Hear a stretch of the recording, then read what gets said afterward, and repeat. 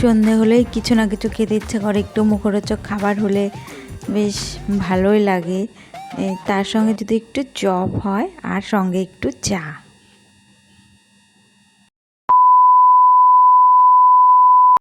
Hello guys, good evening.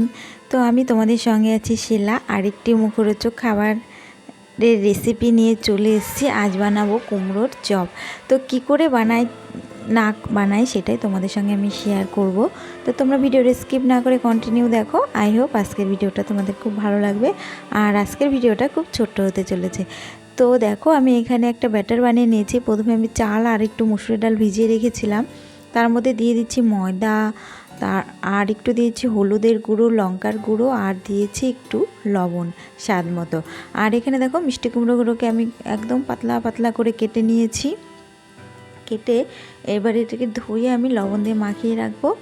আর একটু লঙ্কার গুঁড়ো আমি অল্প অল্প করে মাখতে হবে এটাকে, নাছাড়া আবার জড়া লেগে যাবে, দলা দলা হয়ে যাবে। সেই জন্য আমি হালকা করে অল্প করে দিয়েছি আর মাখছি। আর সঙ্গে একটু আমি সামান্য পরিমাণে একটু জলও দিয়ে নেব।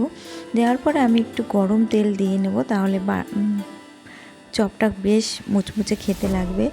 আর এগুলো খাবার তো আমার সন্ধে হলেই মনে হয় একটু খাই।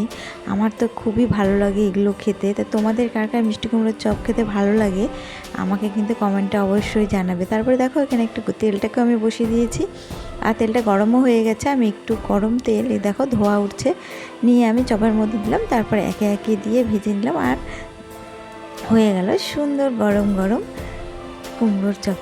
তো তোমরা ভিডিওটা স্কিপ করো না, দেখো। আর তোমরা কিন্তু অবশ্যই বাড়িতে এই রেসিপিটা বানিয়ে খাবে। আর এটা খুব ইজিলি হয়ে যায়, অল্প খরচেই হয়ে যায় ঘরোয়া পদ্ধতিতে। তো তোমরা ভিডিওটা দেখো, আর ভালো লাগলে কমেন্ট, শেয়ার আর সাবস্ক্রাইবার করতে কিন্তু একদম ভুলবে না। তো থ্যাংক ইউ সো মাচ আমার ভিডিওটা দেখার জন্য। আর আমি আমার ব্লগটা এখানে স্টপ করলাম। তো থ্যাংক ইউ সো মাচ।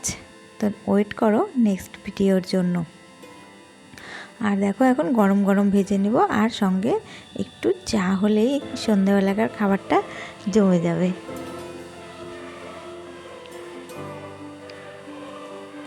আমি এক এক করে ভেজে নিচ্ছি, অল্প অল্প করে দিয়ে লাল লাল করে ভেজে নেব। আর এটা খেতে যা হয়েছিল একদম দারুণ অ্যামেজিং হয়েছিল।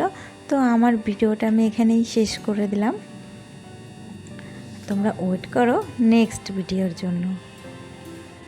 আর দেখো, চপগুলোকে দেখতে কি সুন্দর হয়েছে না, আর খেতেও খুব টেস্টি হয়েছিল। আর সঙ্গে করে নিয়েছিলাম একটু চা।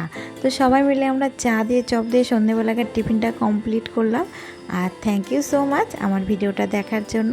আর তোমরা সময় করে যে আমার ভিডিওটা দেখেছো, এটাই আমার কাছে অনেক। আর তোমরা কে কে আমার ভিডিও দেখলে কমেন্টে অবশ্যই জানাবে কিন্তু।